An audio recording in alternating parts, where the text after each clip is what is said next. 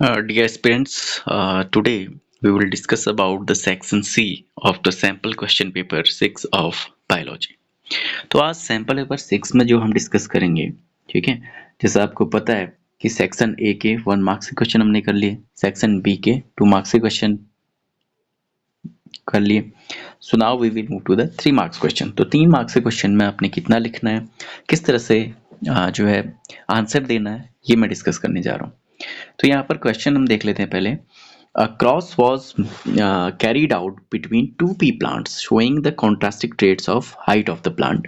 तो यहाँ पर क्या रहा है कि दो पी प्लांट्स लिए गए, ठीक है, उनमें क्रॉस कराया गया है और कॉन्ट्रास्टेड ट्रेट लिए गए कौन से, हाइट के, यानी कॉन्ट्रास्टेड ट्रेट हो गए तो क्या हो गया, टॉल और ड्वार्फ।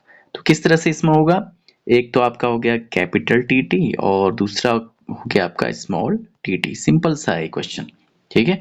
इसके बाद देखोगे तो इसके बाद क्या है आपका कि नेम जो है work out the cross with the help of Punnett square. आपको चेकरबोर्ड चार्ट यानी कि पुनेट स्क्वायर बनाना है और उसके बाद name the type of cross, कौन सा क्रॉस कराया गया है, ठीक है। तो आप चार्ट बनाने के लिए क्या करोगे, तो पहले आप क्या करोगे, इस पे जो है capital T small T T आपका आ गया, ठीक है। फिर इसमें गैमीट्स बनाओगे इसके, ठीक है, गैमीट्स इस तरह से, यहाँ पे मैं इस तरह से दिखा रहा हूँ आपको, तो इसको बना लेना सही से। टी और कैपिटल टी वाले क्या आ गए, यहाँ पर स्मॉल टी टी वाले क्या आ गए, ठीक है। तो इस तरह से, तो यहाँ पर क्या आएगा आपका कैपिटल टी स्मॉल टी, फिर कैपिटल स्मॉल टी दूसरे में, ठीक है। तो इस तरह से जब आप हाइब्रिड F1 जनरेशन को क्रॉस कराओगे, ठीक है, टी टी और टी टी, ठीक है, इस तरह से बनाना है इसमें, यानी कि टॉल कैसा होगा, हाइब्रिड होगा यहाँ पे, तब 50% आएगा, ये ध्यान रखना, ठीक है। यहाँ पर क्या होगा, हाइब्रिड होगा। अगर वैसे करोगे तो फिर वो 75 और 25% आ जाएगा। तो हाइब्रिड यहाँ पे ये ध्यान रखना, सिंपल सा, ठीक है। इस तरह से बना के आप इसमें जो रेशियो मिलेगा आपको 1/1 का होगा, यानी कि 2 टॉल मिल जाएंगे, 2 ड्वार्फ मिल जाएंगे, ठीक है। इस तरह से तुम्हें इसको करना है। चलिए अगला क्या है, नेम। नेम देना आपको, इसको कौन सा है, two contact character of height, ठीक है। जब ये करोगे तो ये कैसे होंगे, यहाँ पर आप जो है क्रॉस जो कराया गया आपका वो है टेस्ट क्रॉस। जी हाँ, टेस्ट क्रॉस में क्या कराया जाता है, हेट्रोजाइगस पेरेंट्स से, ठीक है।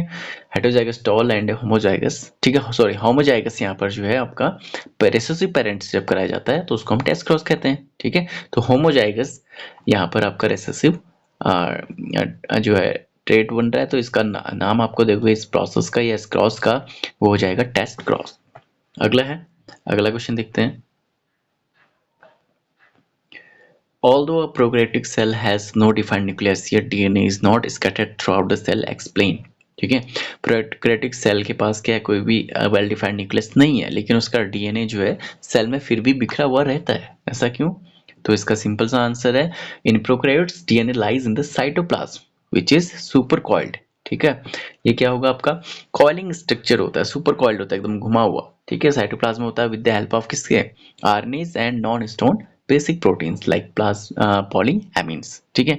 So DNA being negatively charged is held in place with the help of these proteins that have positive charge in a region termed as nucleoid, ठीक है। The DNA in nucleoid is organized in large loops held by proteins। तो simple सा आपका यहाँ पर अगर थोड़ा सा एक्सप्लेन करना चाहो तो आप इस तरह से जो है स्ट्रक्चर में यहाँ पर जो है न्यूक्लियर प्रोटीन्स के साथ जो है ये अटैच रहता है, इस तरह से जो है आपका ये वाला स्ट्रक्चर इसमें आएगा आपका, ठीक है। अगला है, prior to sports events blood and urine samples of sport person are collected for drug test, why is there need to be conduct such test, ठीक है। जब आप स्पोर्ट इवेंट होने वाला होता है तो सबसे पहले क्या करना पड़ता है, जो आपका टेस्ट कराए जाते हैं कुछ, ठीक है, कुछ टेस्ट होते हैं जैसे ड्रग टेस्ट। तो ड्रग टेस्ट क्यों कराए जाते हैं स्पोर्ट्स पर्सन के, तो इसकी क्या रीजंस हैं। तो पहले क्या है कि स्पोर्ट्स पर्सन जो है वेरियस ड्रग्स ले सकते हैं, जैसे कोकीन है, कोका है, अल्कोलॉइड्स है, कैनाबिनॉइड्स है, ठीक है, जिससे उनकी क्या होती है मसल टोन और परफॉर्मेंस बढ़ जाती है, ठीक है। और name the drugs the authorised usually look for, और ड्रग कौन सी होती है इसमें, कोकीन और कोका, ठीक है। अल्कोलॉइड्स एंड कैनाबिनॉइड्स को मेनली देखा जाता है। Write the generic name of two plants from which these drugs are print. अब कैनाबिनॉइड्स किससे निकलता है, ये तो सिंपल है, आप बता सकते हैं इसको कैनाबिस सटाइवा से, ठीक है, और इनके नाम वगैरह लिख के जरूर देखना, स्पेलिंग मिस्टेक्स नहीं होनी चाहिए। कोकीन किससे मिलता है आपका? एर्थ्रोजैलम कोका। ठीक है, तो सिंपल सा ये क्वेश्चन था सर। हाँ, 24 क्वेश्चन मिस हुआ। तो 24 में क्या था? Plasmid is a boon to biotechnology, justify the statement quoting the production of human insulin as an example. तो ये क्या एक वरदान है बायोटेक्नोलॉजी के लिए।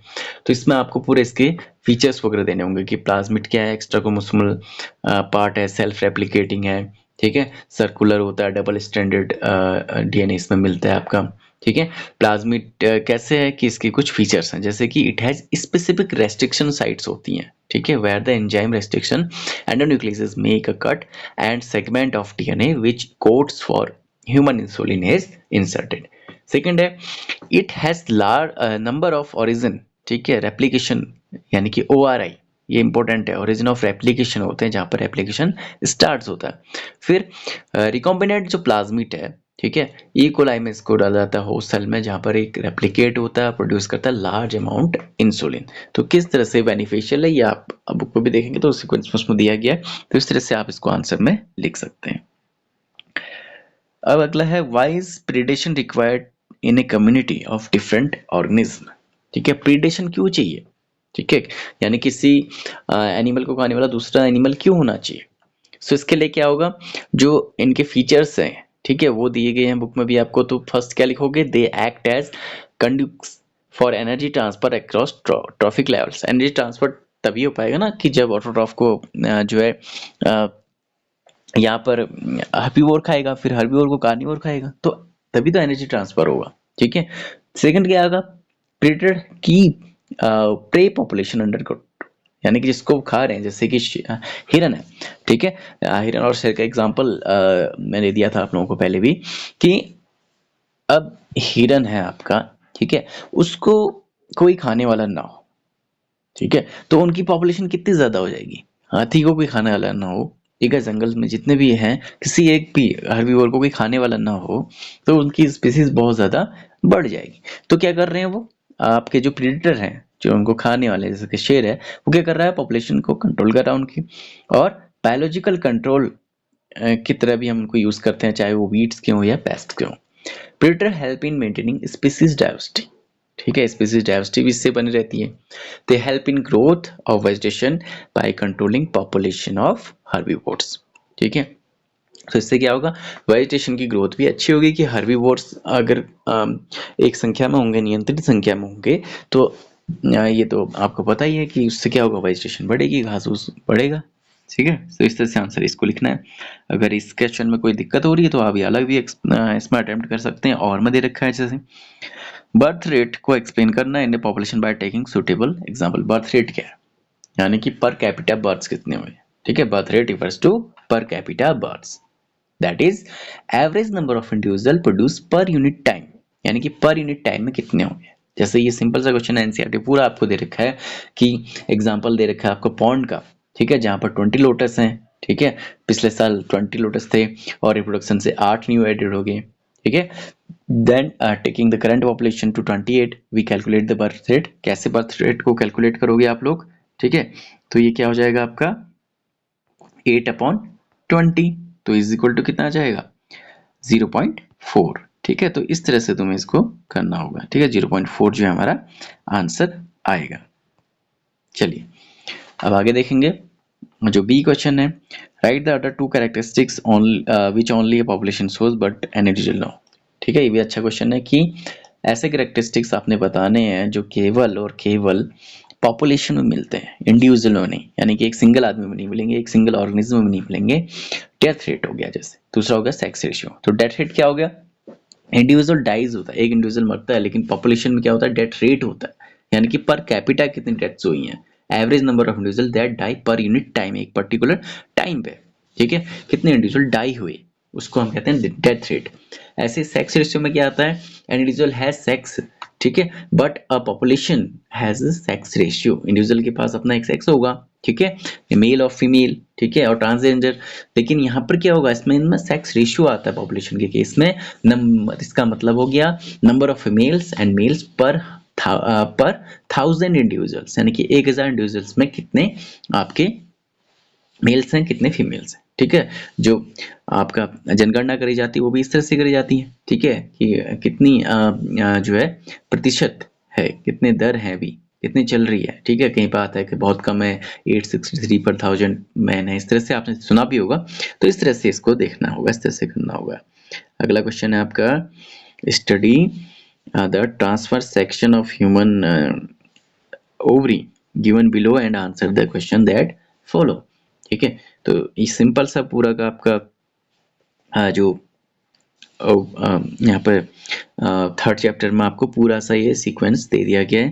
तो सिंपल से आपने इनको जो है लेवल करना है। ए में आपका देख सकते हो कैपिटल ए में क्या है, प्राइमरी फॉलिकल है, ठीक है। इसको अच्छे से बुक से ही डायग्राम की प्रैक्टिस करना है, कभी डायग्राम बनाने को आता है, कौन सा डायग्राम पूछ लेता है ना। तो इस तरह से। और बी है आपका टर्सरी फॉलिकल, इसमें एंट्रम आपको दिखाया गया है। सी है आपका ग्राफियन फॉलिकल, ठीक है। तो सिंपल सा है, पहले प्राइमरी फॉलिकल बनता है, प्राइमरी फॉलिकल मैच्योर होकर टर्सरी फॉलिकल बनाएंगे जिसमें एंट्रम बनता है, और उसके बाद आपका एंट्रम ही आगे डेवलप होकर फिर ग्राफियन फॉलिकल बनाता है, ठीक है। तो नेम हो गया, name the hormone secreted by A and B. तो ए और बी से कौन से हार्मोन निकलते हैं?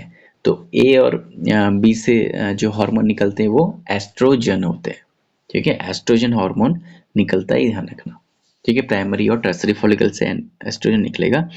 और रोल ऑफ हार्मोन जो डी से जो हार्मोन होता है, ठीक है। तो डी फिगर आप देख पा रहे हो, डी का पहले आपको बताना पड़ेगा कि डी क्या है, डी तभी तो आप उसका आंसर दे पाओगे। So D is the corpus luteum, ठीक है। In the given figure you can write that in the given figure it as D part is corpus luteum. It secretes progesterone hormone which helps in the maintenance of endometrium. तो endometrium की जो layer है, ठीक है, उसके maintenance में ये help करता है, ठीक है। मेनली ये जो आपका मेंस्ट्रुअल साइकिल से रिलेटेड है, तो इसको अच्छे से पढ़ लीजिएगा एक बार, ठीक है। मेंस्ट्रुअल साइकिल बहुत इंपॉर्टेंट है, उससे कहीं भी क्वेश्चन बन सकता है। पोस्ट पॉलिनेशन जो इवेंट्स हैं leading to seed production in angiosperm, इसके को एक्सप्लेन करो कह रहा है, इसको किस तरह से आप एक्सप्लेन करेंगे, ठीक है। तो इसको आपको एक्सप्लेन करना है। तो इसमें देखोगे क्या क्या आ जाएगा आपका, ठीक है। पॉलिनेशन के बाद क्या होगा, पिस्टल रिकॉग्नाइज करेगा पॉलन को, ठीक है। जो राइट टाइप है कंफर्टेबल है या नहीं है, ठीक है। इनकम्फर्टेबल होगा तो रॉन्ग टाइप हो गया, ठीक है। फिर कंफर्टेबल जो आपका पॉलन है वो एक्सेप्टेड हो जाएगा और जर्मिनेट करेगा स्टिग्मा में, उससे क्या होगा, एक पॉलन ट्यूब जर्मिनेट होगी और पॉलन ट्यूब ग्रो करेगी और ये ओवरी में जो है एंटर करेगी, ठीक है। ओव्यूल के अंदर एंटर करेगी ओवरी से होते हुए, और किसके थ्रू, माइक्रोपाइल के एंड से हो सकता है या चलेजा से या इंटीग्यूमेंट से। इसमें आपको ज़्यादा डिटेल जानने की जरूरत नहीं है क्योंकि जितना बुक में दिया गया उस हिसाब से इसको पढ़ना होगा, ठीक है। फिर सेकेंड में क्या होगा, पोलन के जो पोलन है वो क्या होगा, बर्स्ट होगी, ठीक है, ओपन होंगे, उसमें क्या होंगे, दो सिनर्जिस्ट के थ्रू ये गाइड होते रहेगी, उसमें दो मेल गैमेट निकलेंगे। एक मेल गैमेट फ्यूज करेगा किससे, एग से, दूसरा आपका जाइगोट से, ठीक है। और इसको हम क्या बोलते हैं, जब दूसरा जो मेल गैमेट है वो एग के साथ करेगा तो इसको हम कहते हैं सिनगैमी, ठीक है। फिर सेकंड मेल गैमेट जो है फ्यूज करेगा किसके साथ, डिप्लॉइड सेकेंडरी न्यूक्लियस के साथ, और वो क्या बना जाएगा आपका ट्रिप्लॉइड एंडोस्पर्म न्यूक्लियस बना देता है, ठीक है। इसको बोलते हैं हम ट्रिपल फ्यूजन। पूरी जो प्रोसेस है उसको आप डबल फर्टिलाइजेशन बोलते हैं। इसको आप फिगर के माध्यम से भी बना सकते हैं, ठीक है। सारे इसमें जो आपको स्टेप्स लिखने होंगे 3 मार्क्स के हिसाब से, ठीक है। फिर उसके बाद क्या हो रहा है, जो है आपका प्राइमरी एंडोस्पर्म न्यूक्लियस क्या बनाएगा, आपका एंडोस्पर्म बना देगा, जिससे जाइगोट, और जाइगोट क्या है, एम्ब्रियो में डेवलप होगा, ठीक है। आउटर इंग्रूमेंट क्या हो जाते हैं, ये हार्ड हो जाते हैं, टेस्टा बनाते हैं आउटर इंग्रूमेंट, ठीक है, सीड के लिए, या सीड कोट बनाते हैं, इसको बताना पड़ेगा तुम्हें।